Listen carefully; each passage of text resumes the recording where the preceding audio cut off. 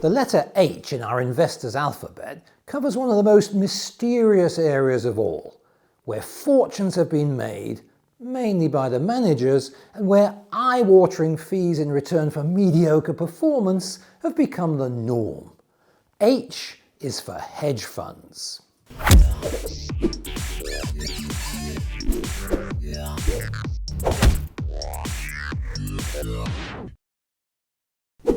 Hedge funds are often thought of as an invention of the greed is good 1980s, but they actually date back to 1949. There's a clue to how they operate in their name.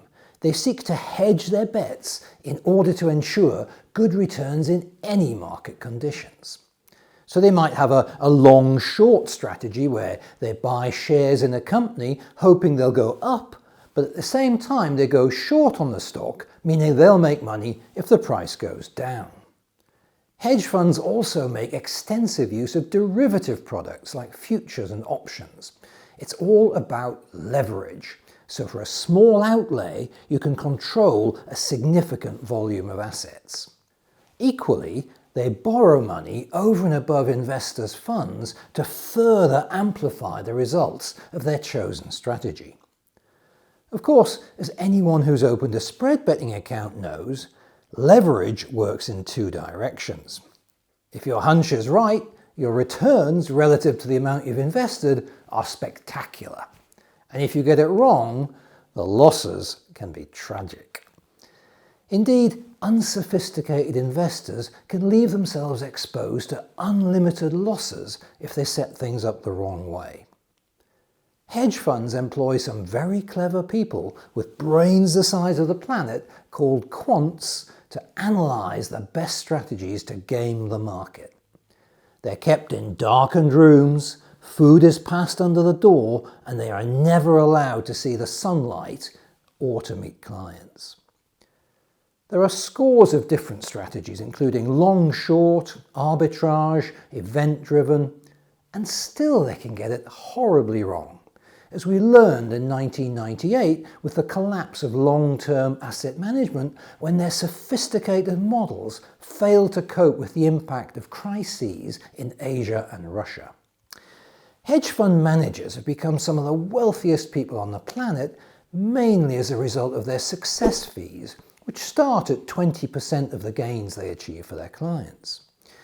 If you have £1 billion under management, you'll receive maybe 2% as a management fee.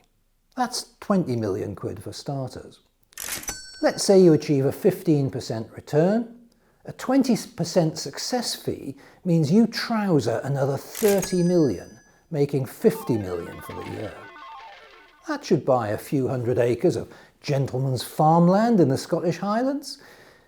We've talked before about the discrepancy between the best and the worst fund managers, reaching a conclusion that for many investors, they're better off in a tracker fund or an ETF. In the world of hedge funds, the differences are even more stark.